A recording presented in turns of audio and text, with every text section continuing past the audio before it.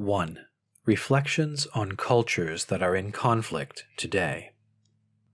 We are living in a period of great dangers and of great opportunities, both for man and for the world, a period that also imposes a great responsibility on us all. During the past century, the possibilities available to man for dominion over matter have grown in a manner we may truly call unimaginable. But the fact that he has power over the world has also meant that man's destructive power has reached dimensions that can sometimes make us shudder. Here one thinks spontaneously of the threat of terrorism, this new war without national borders and without lines of battle. The fear that terrorists may get hold of nuclear and biological weapons is not unfounded, and this has induced even states under the rule of law to have recourse to internal systems of security similar to those that once existed only in dictatorships. And yet the feeling remains that all these precautions will never really be enough, since a completely global control is neither possible nor desirable. Less visible, but not for that reason less disturbing, are the possibilities of self-manipulation that man has acquired. He has investigated the farthest recesses of his being. He has deciphered the components of the human being, and now he is able, so to speak, to construct man on his own. This means that man enters the world no longer as a gift of the Creator, but as the product of our activity, and a product that can be selected according to requirements that we ourselves stipulate. In this way, the splendor of the fact that he is the image of God, the source of his dignity and of his inviolability, no longer shines upon this man. His only splendor is the power of human capabilities. Man is nothing more now than the image of man. But of what man? To this we must add the great problems of our planet, the inequality in the distribution of the goods of the earth, increasing poverty, the depletion and exploitation of the earth and of its resources, famine, the illnesses that threaten all the world, the clash of cultures. All this demonstrates that the growth of our possibilities is not matched by an equal development of our moral energy. Moral strength has not grown in tandem with the development of science. On the contrary, it has diminished, because the technological mentality confines morality to the subjective sphere.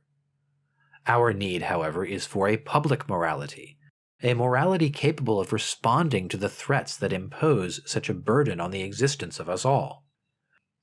The true and gravest danger of the present moment is precisely this imbalance between technological possibilities and moral energy. The security we all need as a presupposition of our freedom and dignity cannot ultimately be derived from technical systems of control. It can come only from the moral strength of man, and where this is lacking or insufficient, the power man has will be transformed more and more into a power of destruction. It is indeed true that a new moralism exists today. Its key words are justice, peace, and the conservation of creation, and these are words that recall essential moral values, of which we genuinely stand in need. But this moralism remains vague and almost inevitably remains confined to the sphere of party politics, where it is primarily a claim addressed to others rather than a personal duty in our own daily life. For what does justice mean? Who defines it? What promotes peace? In the last decades, we have seen plenty of evidence on the streets and squares of our cities of how pacifism can be perverted into a destructive anarchism, or indeed into terrorism. The political moralism of the 1970s, the roots of which are far from dead, was a moralism that succeeded in fascinating even young people who were full of ideals. But it was a moralism that took the wrong direction, since it lacked the serenity born of rationality. In the last analysis, it attached a higher value to the political utopia than to the dignity of the individual, and it showed itself capable of despising man in the name of great objectives. The political moralism we have experienced, and still witness today, is far from opening the path to a real regeneration. Instead, it blocks the way. Consequently, the same is true of a Christianity and a theology that reduce the core of the message of Jesus, that is, the kingdom of God, to the values of the kingdom, identifying these values with the great slogans of political moralism, while at the same time proclaiming that these slogans are the synthesis of the religions. In this way, they forget God, although it is precisely He who is both the subject and the cause of the kingdom. All that remains in the place of God are the big words and values that are open to any kind of abuse. This brief look at the situation of the world leads us to reflect on the situation of Christianity today, and hence on the foundations on which Europe rests. We can say that while Europe once was the Christian continent, it was also the birthplace of that new scientific rationality which has given us both enormous possibilities and enormous menaces. Naturally, Christianity did not begin in Europe, and this means that it cannot be classified as a European religion or as the religion of the European cultural sphere. But it was precisely in Europe that Christianity took on its most efficacious cultural and intellectual form, and this is why it remains intimately linked in a very special way to Europe. On the other hand, it is also true that this Europe, from the Renaissance onward, and in a fully fledged manner since the age of the Enlightenment, has developed precisely that scientific rationality which led to the geographical unity of the world and to the encounter between the continents and cultures in the age of the great discoveries. This same rationality leaves its imprint on all the world today in a much deeper way, thanks to the technological culture that science has made possible. Indeed, in a certain sense, scientific rationality is imposing uniformity on the world. In the wake of this form of rationality, Europe has developed a culture that, in a manner hitherto unknown to mankind, excludes God from public awareness. His existence may be denied altogether, or considered unprovable and uncertain, and hence as something belonging to the sphere of subjective choices. In either case, God is irrelevant to public life. This is a purely functional rationality that has shaken the moral consciousness in a way completely unknown to the cultures that existed previously, since it maintains that only that which can be demonstrated experimentally is rational. Since morality belongs to a different sphere altogether, it disappears as a specific category. But since we do after all need some kind of morality, it has to be discovered anew in some other way. In a world based on calculations, it is calculation of consequences that determines what should be considered moral and immoral. In this way, the category of the good vanishes, as Kant clearly showed. Nothing is good or evil in itself. Everything depends upon the consequences that may be thought to ensue upon an action.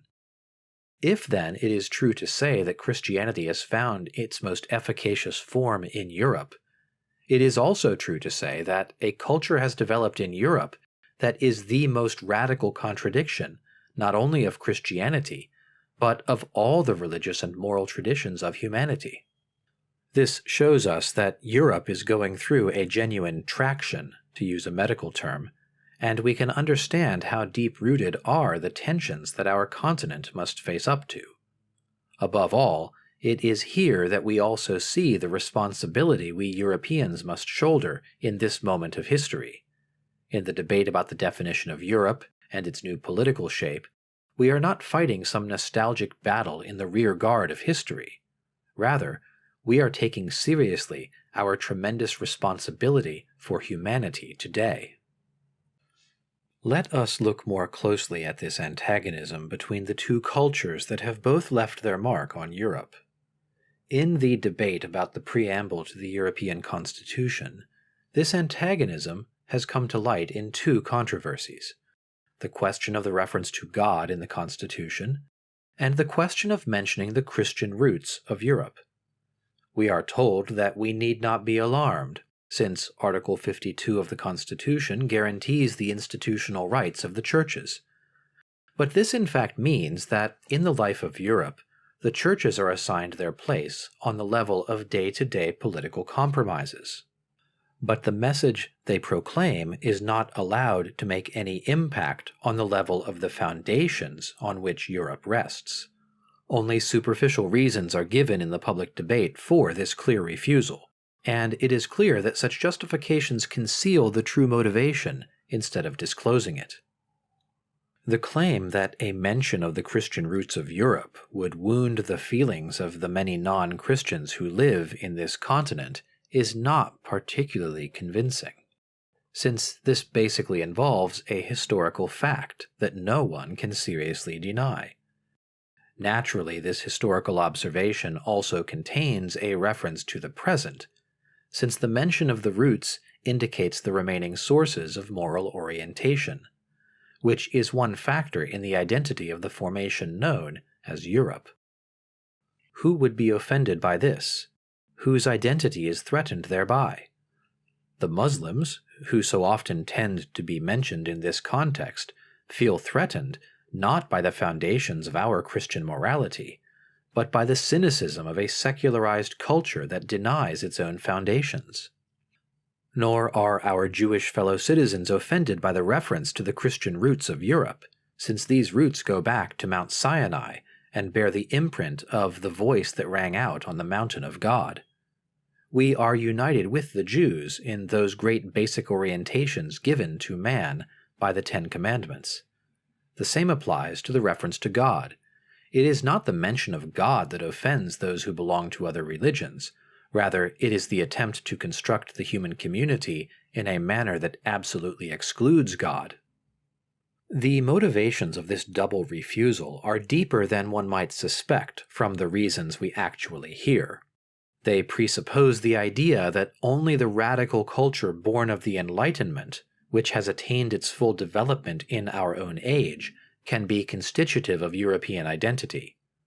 Alongside this culture, various religious cultures with their respective rights can coexist, on condition, and to the degree, that they respect the criteria of the Enlightenment culture and subordinate themselves to it.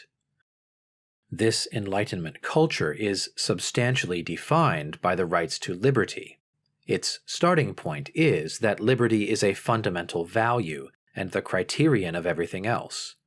The freedom of choice in matters of religion, which includes the religious neutrality of the state, the liberty to express one's own opinion on condition that it does not call precisely this canon into question, the democratic ordering of the state, that is, the parliamentary control of the organs of the state, the freedom to form political parties, the independence of those who administer the law, and finally, the protection of the rights of man and the prohibition of discrimination.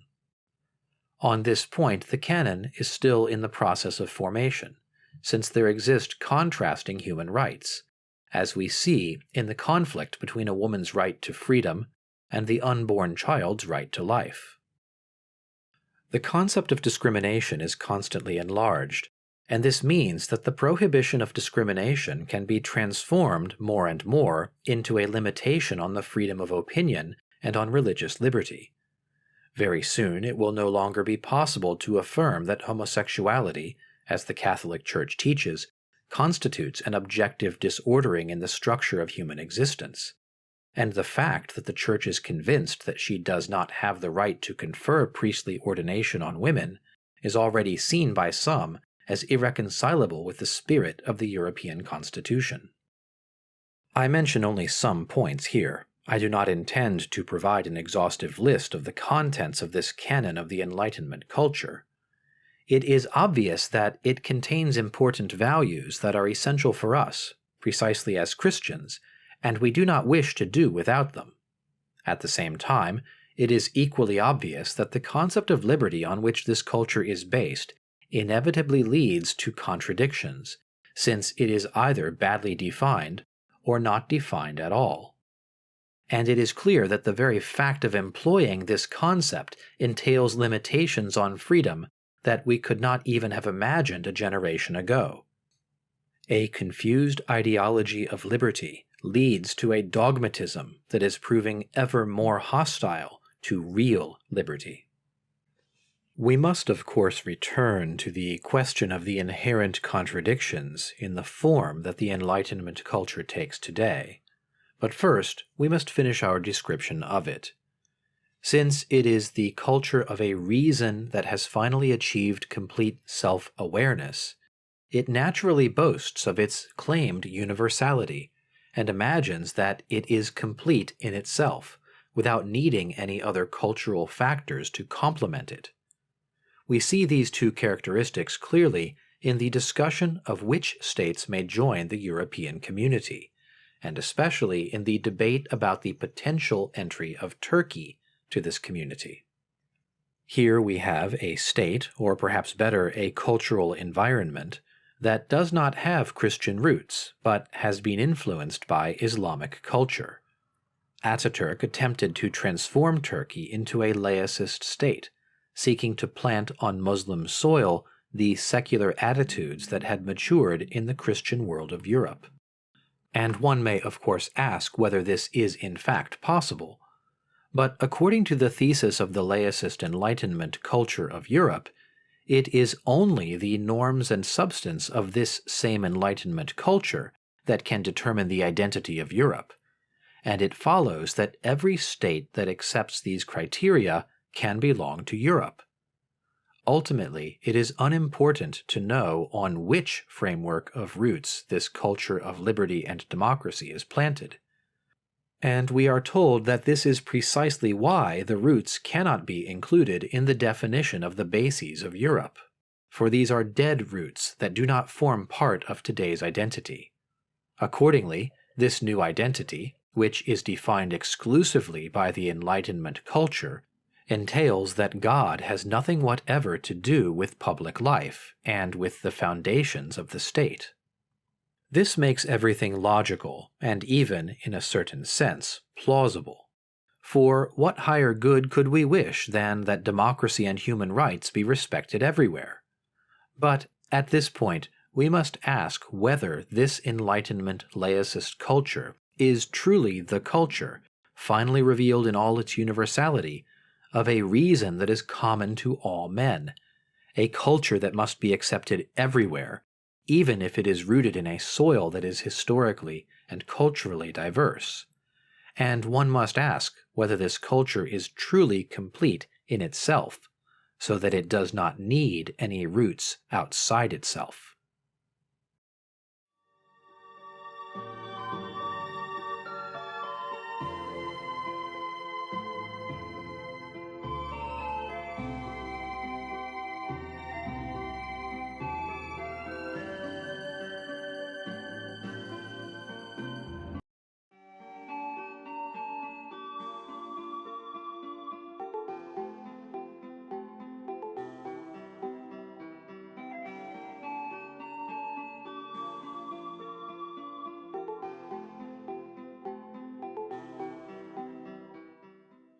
Two, the significance and limits of today's rationalistic culture.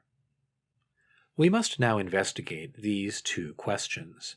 The first asked whether we have at last achieved the philosophy that is universally valid and completely scientific, a philosophy in which the reason, common to all men, finds expression. We must begin by replying that we have undoubtedly made important gains, which can claim a general validity. The assurance that religion cannot be imposed by the state, but can only be accepted in liberty. The respect of the fundamental rights of man, which are equal for all. The separation of powers, and the control of power. These are fundamental values which we acknowledge to be generally valid, but we cannot imagine that they can be realized in the same manner in every historical context.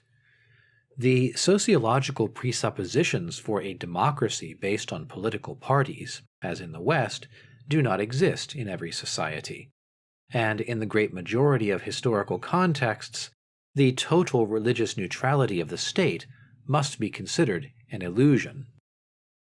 This brings us to the problems raised by the second question, but let us first clear up the question of whether the modern philosophies, inspired by the Enlightenment, taken as a whole, can be considered the last word of that reason which is common to all men. These philosophies are characterized by their positivist, and therefore anti-metaphysical character, so that ultimately there is no place for God in them. They are based on a self-limitation of the positive reason that is adequate in the technological sphere, but entails a mutilation of man if it is generalized. The result is that man no longer accepts any moral authority apart from his own calculations. As we have seen, even the concept of liberty, which initially seemed capable of extending without any limits, leads in the end to the self-destruction of liberty itself. It is true that the positivist philosophies contain important elements of truth, but these are based on a self-limitation of reason that is typical of one determined cultural situation, that of the modern West, and as such, certainly cannot be considered the last word of reason. Although they may seem totally rational, they are not in fact the voice of reason. They too have their cultural ties, since they are linked to the situation of the West today. This is why they are not the philosophy which one day could enjoy validity throughout the whole world. Above all, however, we must affirm that this Enlightenment philosophy, with its related culture, is incomplete. It consciously cuts off its own historical roots, depriving itself of the powerful sources from which it sprang. It detaches itself from what we might call the basic memory of mankind, without which reason loses its orientation, for now the guiding principle is that man's capability determines what he does. If you know how to do something, then you are also permitted to do it. To know how to do something but not be able to do it is a state of affairs that no longer exists, since it would run counter to liberty, which is an absolute supreme value. But man knows how to do many things, and this knowledge increases all the time. If this knowledge does not find its criterion in a moral norm, it becomes a power for destruction, as we can already see in the world around us. Man knows how to clone human beings, and therefore he does so. Man knows how to use human beings as storerooms of organs for other men, and therefore he does so. He does so because this seems something demanded by his own liberty. Man knows how to build atomic bombs, and therefore he makes them, and he is willing in principle to use them too. Even terrorism is ultimately based on this modality of man's self-authorization, not on the teachings of the Quran. The radical detachment of the Enlightenment philosophy from its roots ultimately leads it to dispense with man. The spokesmen of the natural sciences tell us that man basically does not possess any liberty, in total contradiction of the starting point of the whole question. The more advanced spokesmen of a philosophy that is clearly separated from the roots of the historical memory of humanity tell us that man ought not to imagine that he is something different from all other living beings, and it follows that man ought not to be treated any differently from them. We asked two questions: whether the rationalistic, positivist philosophy is strictly rational, and therefore universally valid, and whether it is complete. Is it enough on its own? May, or indeed must, it abandon its historical roots to the sphere of the dead past, that is, to the sphere of that which can claim no more than a subjective validity? Our answer to all these questions must be an unambiguous no. This philosophy expresses not the complete reason of man, but only one part of it. And this mutilation of reason means that we cannot consider it to be rational at all. Hence it is incomplete, and can recover its health only through re-establishing contact with its roots. A tree without roots dries up. In affirming this, we are not denying all the positive and important contributions of this philosophy. Rather, we are stating that it needs to be completed, since it is profoundly incomplete. And this brings us back to the two controversial points in the preamble to the European Constitution. The failure to mention Christian roots is not the expression of a superior tolerance that respects all cultures in the same way, and chooses not to accord privileges to any one of them. Rather, it expresses the absolutization of a way of thinking and living that is radically opposed, inter alia, to all the other historical cultures of humanity. The real antagonism typical of today's world is not that between diverse religious cultures. Rather, it is the antagonism between the radical emancipation of man from God, from the roots of life, on the one hand, and the great religious cultures on the other. If we come to experience a clash of cultures, this will not be due to a conflict between the great religions, which of course have always been at odds with one another, but nevertheless have ultimately always understood how to coexist with one another. The coming clash will be between this radical emancipation of man and the great historical cultures. Accordingly, the refusal to refer to God in the Constitution is not the expression of a tolerance that wishes to protect the non-theistic religions and the dignity of atheists and agnostics. Rather, it is the expression of a consciousness that would like to see God eradicated once and for all from the public life of humanity and shut up in the subjective sphere of cultural residues from the past. In this way, relativism, which is the starting point of this whole process, becomes a dogmatism that believes itself in possession of the definitive knowledge of human reason, with the right to consider everything else merely as a stage in human history that is basically obsolete and deserves to be relativized. In reality, this means that we have need of roots if we are to survive, and that we must not lose sight of God if we do not want human dignity to disappear.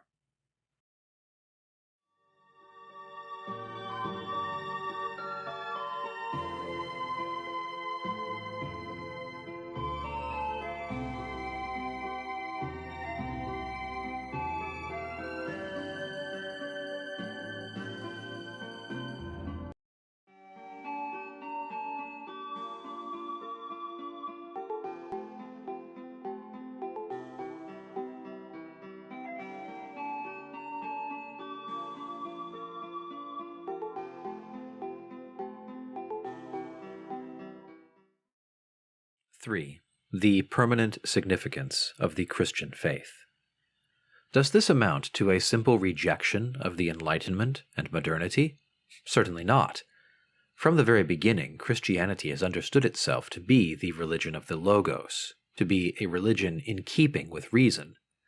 When it identified its forerunners, these were primarily not in the other religions, but in that philosophical enlightenment which cleared the road from the various traditions that cluttered it, in order to turn to the search for truth, and to turn toward the good, toward the one God who is above all gods. As a religion of the persecuted, and as a universal religion that was wider than any one state or people, it denied the government the right to consider religion as part of the order of the state, thus stating the principle of the liberty of faith. It has always defined men, all men without distinction, as creatures of God, made in his image, proclaiming the principle that they are equal in dignity, though, of course, within the given limits of societal order. In this sense, the Enlightenment has a Christian origin, and it is not by chance that it was born specifically and exclusively within the sphere of the Christian faith, in places where Christianity, contrary to its own nature, had unfortunately become mere tradition and the religion of the state. Philosophy, as the investigation of the rational element, which includes the rational element in our faith, had always been a positive element in Christianity, but the voice of reason had become excessively tame. It was and remains the merit of the Enlightenment to have drawn attention afresh to these original Christian values, and to have given reason back its own voice. In its Constitution on the Church in the Modern World, the Second Vatican Council restated this profound harmony between Christianity and the Enlightenment, seeking to achieve a genuine reconciliation between the Church and modernity, which is the great patrimony of which both parties must take care. This means that both parties must reflect on their own selves and be ready to accept correction. Christianity must always remember that it is the religion of the Logos. Christianity is faith in the Creator Spiritus, from whom comes everything that is real. Precisely this ought to give Christianity its philosophical power today, since the problem is whether the world comes from an irrational source, so that reason would be nothing but a byproduct, perhaps even a harmful byproduct, of the development of the world, or whether the world comes from reason, so that its criterion and its goal is reason. The Christian faith opts for this second thesis and has good arguments to back it up, even from a purely philosophical point of view, despite the fact that so many people today consider the first thesis the only rational and modern view. A reason that has its origin in the irrational, and is itself ultimately irrational, does not offer a solution to our problems. Only that creative reason which has manifested itself as love in the crucified God can truly show us what life is. The dialogue between those outside the Church and us Catholics, us Christians, is a matter of great urgency, and we must at all costs remain faithful to this basic principle of living a faith that proceeds from the Logos, from creative reason, and is therefore open to all that is truly rational. But at this point, speaking as a believer, I should like to make a proposal to those outside the Church. In the age of the Enlightenment, the attempt was made to understand and define the essential norms of morality by saying that these would be valid et si Deus non daretur, even if God did not exist. In the situation of confessional antagonism, and in the crisis that threatened the image of God, they tried to keep the essential moral values outside the controversies, and to identify an evidential quality in these values that would make them independent of the many divisions and uncertainties of the various philosophies and religious confessions. The intention was to guarantee the bases of life in society, and, in more general terms, the bases of humanity.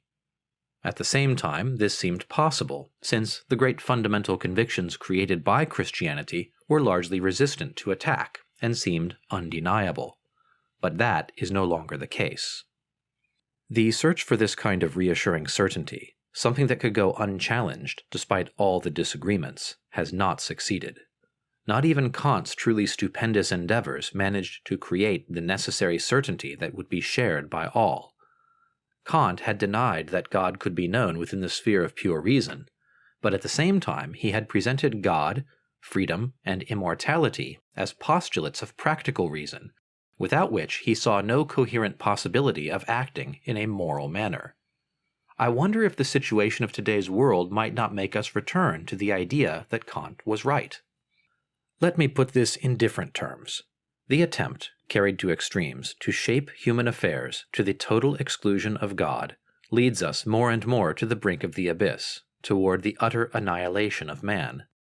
We must therefore reverse the axiom of the Enlightenment and say, even the one who does not succeed in finding the path to accepting the existence of God ought nevertheless to try to live, and to direct his life, veluti si Deus daretur, as if God did indeed exist. This is the advice Pascal gave to his non-believing friends, and it is the advice that I should like to give to our friends today who do not believe. This does not impose limitations on anyone's freedom. It gives support to all our human affairs, and supplies a criterion of which human life stands sorely in need. Our greatest need in the present historical moment is people who make God credible in this world by means of the enlightened faith they live. The negative testimony of Christians who spoke of God but lived in a manner contrary to him has obscured the image of God and has opened the doors to disbelief. We need men who keep their eyes fixed on God, learning from him what true humanity means. We need men whose intellect is enlightened by the light of God, men whose hearts are opened by God, so that their intellect can speak to the intellect of others, and their hearts can open the hearts of others. It is only by means of men who have been touched by God that God can return to be with mankind. We need men like Benedict of Nursia, who, in an age of dissipation and decadence, immersed himself in the uttermost solitude. Then, after all the purifications he had to undergo, he succeeded in rising again to the light. He returned and made his foundation at Monte Cassino, the city on the hill, where, in the midst of so many ruins, he assembled the forces from which a new world was formed. In this way, like Abraham, Benedict became the father of many peoples. The recommendations to his monks with which he concludes his rule show us too the path that leads on high, away from the crises and the ruins. Just as there is an evil zeal of bitterness which separates from God and leads to hell, so is there a good zeal which separates from evil and leads to God and life everlasting. Let monks, therefore, exercise this zeal with the most fervent love. Let them, that is, give one another precedence. Let them bear with the greatest patience one another's infirmities, whether of body or of character. Let them practice fraternal charity with a pure love. Let them fear God. Let them prefer nothing whatever to Christ, and may He bring us all alike to life everlasting.